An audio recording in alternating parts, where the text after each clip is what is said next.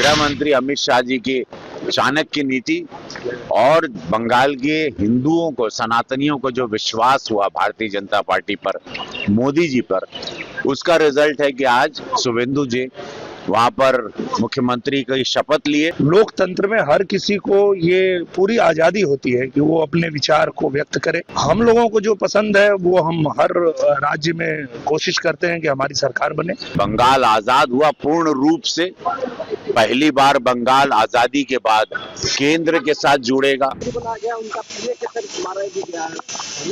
पहली बात तो मुख्यमंत्री के पद के लिए समस्त भारतीय जनता पार्टी कार्यकर्ता और हमारे विश्व के सबसे बड़े नेता यशस्वी प्रधानमंत्री मोदी जी को दिल से आभार। गृह मंत्री अमित शाह जी की चाणक्य नीति और बंगाल के हिंदुओं को, सनातनियों को जो विश्वास हुआ भारतीय जनता पार्टी पर, मोदी जी पर, उसका रिजल्ट है कि आज शुभेंदु जी वहां पर मुख्यमंत्री की शपथ लिए। बंगाल आजाद हुआ पूर्ण रूप से। पहली बार बंगाल आजादी के बाद केंद्र के साथ जुड़ेगा।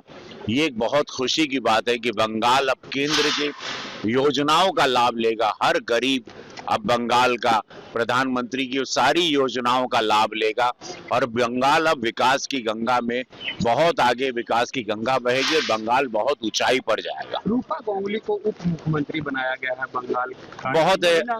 बहुत अच्छा। हमारे महाभारत से द्रौपदी के रूप में जानी पहचानी एक बहुत अच्छी सभ्य महिला, कलाकार बिरादरी की हमारे, और एक ये संदेशा यशस्वी प्रधानमंत्री मोदी जी ने दिया है कि महिला आरक्षण का बिल जो विरोधियों ने गिरा दिया था, 33% का जो आरक्षण मांगा था, प्रधानमंत्री जी उसको पूरी शक्ति देते हैं। नारी शक्ति जो बंगाल में पूरा वोट दी थी, जो भारत की सभी महिलाएं मोदी जी को ही वोट देती हैं, भाजपा को ही वोट देती हैं, इसीलिए डिप्टी सीएम के रूप में रूपा गांगुली जी के रूप में एक उप मुख्यमंत्री मिली हैं। ये दर्शाता है कि मोदी जी के मन में नारी शक्ति, महिला शक्ति, दुर्गा शक्ति का कितना सम्मान है। और विपक्षी विरोधी कांग्रेस, टीएमसी रहे या स्टैलियन की पार्टी रही या अखिलेश यादव जी की सपा रही, यह महिला विरोधी पार्टियां हैं।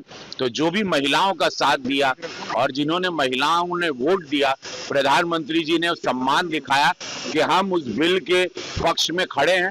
आज नहीं तो कल वो बिल पारित होके सभी आरक्षण 33% महिलाओं को जरूर इस भारत में मिलेगा। साधुवाद है महिला शक्ति को, नारी शक्ति को। मां काली की धरती पर डिप्टी सीएम के रूप में रूपा गांगुली जी हमारी कलाकार बिरादरी की एक उप मुख्यमंत्री बनी है। बड़ी खुशी होती है। एक कलाकार मित्र मेरा, वो भी कल शपथ लेगा तमिलनाडु में, विजय। उनको भी अभी से मैं आपके माध्यम से बधाई देना चाहता हूं कि ये सम्मान है कि कलाकार जिनको देश बनाता है, गरीबी से आते हैं, नीचे से स्ट्रगल करके आते हैं, देश उन पर विश्वास करता है, फिर वो देश की सेवा में आते हैं। और मुझे पूरा यकीन है कि वो तमिलनाडु की भी सेवा हमारे मित्र, हमारे को एक्टर विजय भी बहुत अच्छे से करेंगे। तेजस्वी यादव ने देश के प्रधानमंत्री नरेंद्र मोदी जी को परिवारवाद का पोषक बताया है। सर क्या कैसे परिवारवाद का? मोदी जी को उनका कौन परिवारवाद? 140 करोड़ की आबादी के पोषक हैं। अगर उसको कहते हैं परिवारवाद तो ठीक है, स्वागत है तेजस्वी जी आपकी बातों का। लेकिन परिवारवाद, वंशवाद तो आप लोग लेके चले हैं, इसीलिए आप लोगों की समाप्ति हुई, इसीलिए जनता ने आप लोगों को नकार दिया। मोदी जी ने इस देश में परिवारवाद और वंशवाद को खत्म कर दिया है, ध्वस्त कर दिया है। देश की जनता, अब जनता आम आदमी को एक गरीबी से कोई चाय वाले को बनाना चाहती है, शुभेंदु अधिकारी जैसे कार्यकर्ता को बनाना चाहती है। ऐसे व्यक्ति को अब देश की जनता चुनेगी। परिवारवाद वालों की राजनीति इस देश से खत्म के कगार पर आ चुकी है। इसका श्रेय यशस्वी प्रधानमंत्री मोदी जी को पूर्ण रूप से जाता है। में भी देखने को मिलेगा। कुमार के बेटे को भी तो बनाया गया है, मंत्रिमंडल में शामिल किया गया है। देखिए, परिवारवाद नहीं, वो एक कार्यकर्ता के रूप में काम कर रहे हैं। एक सभ्य इंसान है, एक सभ्य, पूरे बिहार के लिए उनके पिता ने अपने आप को खपा दिया। उस इमोशन को, जो वोट उनको मिला था, जो जेडीयू को वोट मिला था, उसके एवज में उनको बनाया गया कि वो भी अपने पिता की तरह समर्पित रहेंगे। नीतीश जी पर एक दाग नहीं लग सकता। उनके जीते जी उनकी धर्मपत्नी कभी मुख्यमंत्री आवास में नहीं आई, ना उनके बेटे ने कभी लाभ लिया। तो निशांत बाबू एक बहुत ही सभ्य इंसान है और देश की, बिहार की जनता बड़ी प्रसन्न हुई उनको ओथ लेते हुए, देखते हुए। यूपी में भी सर यूपी में भी परिवारवाद समाप्त हो जाएगा सर विधानसभा? जी, परिवारवाद 27 में हम लोग 2017 से, आप आपके माध्यम से ऑन रिकॉर्ड बोल रहे हैं, 2017 से बड़ी जीत 2027 में उत्तर प्रदेश में मोदी योगी जी की सरकार, डबल इंजन की सरकार होगी। पूज्य योगी महाराज जी को बहुत बड़ा मैंडेट मिलने जा रहा है। फरवरी या जब भी मार्च, जनवरी, फरवरी जब भी चुनाव आएगा, एक बंगाल की पूरी जीत की लहर अब यूपी में पहुंच चुकी है। अखिलेश यादव पहुंचे थे बंगाल और उन्होंने ममता बनर्जी से कहा कि आप हारे नहीं, हराए गए हैं। क्या लगता है 2027 में भी उनको वही परिणाम मिलेगा क्या? केरला में जब कांग्रेस जीती तो कोई नहीं बोला, तमिलनाडु में टीवीके पार्टी जीती तब कोई नहीं बोला। ये सब बातें ना, बहुत यही बातों से पता चलता है जनता अब इनकी इन सब बातों में नहीं आएगी। इन लोगों की हार का कारण इन लोगों के ये सारे शब्द हैं और ये इमेच्योर काइंड ऑफ बातें हैं या इमेच्योर काइंड ऑफ स्टेटमेंट है। ये बड़ी इमेच्योर बात है। आखिरी सवाल रवि जी, काफी बात करते हैं, बंगाल में आप लोग हिंदुत्व के एजेंडे पर काम किए, लेकिन खेसारी लाल यादव आपके भाई वहाँ टीएमसी के लिए प्रचार किए थे, क्या कहेंगे? मनोज तिवारी ने कहा कि पाप लगेगा खेसारी लाल को।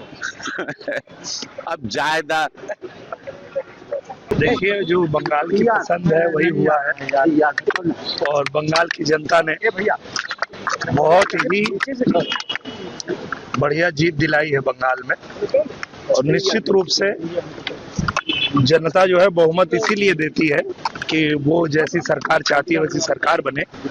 और लंबे समय से बंगाल को प्रगति करने से रोक दिया था तृणमूल सरकार ने, तो निश्चित रूप से एक बहुत ही बढ़िया कैंडिडेट शुभेंदु अधिकारी जी, जिनको बंगाल की जनता चाहती थी, उनको बनाया गया है मुख्यमंत्री। 11 मई को प्रधानमंत्री नरेंद्र मोदी सोमनाथ को बिल्कुल, ये पहले ऐसे प्रधानमंत्री हैं जो अपने देश की जो सांस्कृतिक विरासत है उसके साथ साथ जो हमारी धार्मिक भावना है उसका भी सम्मान करते हैं। और ये जब से प्रधानमंत्री बने तब से लगातार उन्होंने दिखाया है, करके दिखाया है, और वो कहते भी हैं कि हम लोग जो कहते हैं वो धरातल पे करके दिखाते हैं। तो प्रधानमंत्री जी ने पूरी तरह से देश को एक साथ जोड़ करके और आगे बढ़ाने के लिए जो संकल्प लिया था उसमें वो कामयाब हुए हैं और आगे जो संकल्प लिया गया है कि 2047 तक भारत को विकसित राष्ट्र बनाने का जो संकल्प है उस ओर अग्रसर हो रहे हैं। सर, एक आखिरी सवाल रहेगा सर, खेसारी लाल यादव ने प्रचार किया बंगाल में जी, जबकि बंगाल में आप लोग लगातार सनातन की बात कर रहे थे, किस तरीके से हिंदुओं के साथ वहाँ निर्मम हत्याएं की जा रही थी, इसके बावजूद खेसारी लाल यादव ने बंगाल में प्रचार किया। क्या लगता है उनकी विचारधारा पर आप क्या कहना चाहते हैं? मैं क्या कह सकता हूँ कि अपनी अपनी विचारधारा होती है और लोकतंत्र में हर किसी को ये पूरी आजादी होती है कि वो अपने विचार को व्यक्त करे और अपनी पसंद की सरकार चुने। हम लोगों को जो पसंद है वो हम हर राज्य में कोशिश करते हैं कि हमारी सरकार बने, भारतीय जनता पार्टी की सरकार बने, और जिनकी विचारधारा उसके उलट है वो लोग विरोध में प्रचार करते हैं, तो उससे कोई दिक्कत नहीं है, उनके प्रचार करने से कुछ होने वाला है। तिवारी ने कहा कि पाप लगेगा खेसारी लाल यादव।